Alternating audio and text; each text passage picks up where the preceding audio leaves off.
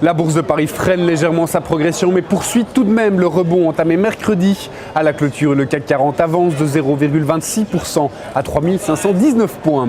C'est toujours l'annonce de la Banque Centrale Européenne qui est le principal catalyseur à la hausse. La BCE a annoncé une relance de son programme d'achat de dette souveraine, programme qui en théorie devrait être illimité. Ce sont évidemment les bancaires et les grandes cycliques qui en profitent, mais aussi sur le marché de la dette, les taux d'emprunt pour les pays les plus fragiles de la zone euro se détendent. Le rendement du bond espagnol à 10 ans, par exemple, est passé en deçà de la barre des 6% pour la première fois depuis le mois de mai.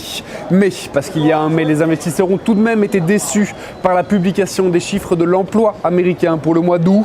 Si le taux de chômage se contracte quelque peu à 8,1% contre 8,3% précédemment, ce sont les créations de postes qui inquiètent. Elles sont ressorties en baisse par rapport aux prévisions des analystes, avec 96 000 créations de postes contre 125 000 attendues par le consensus.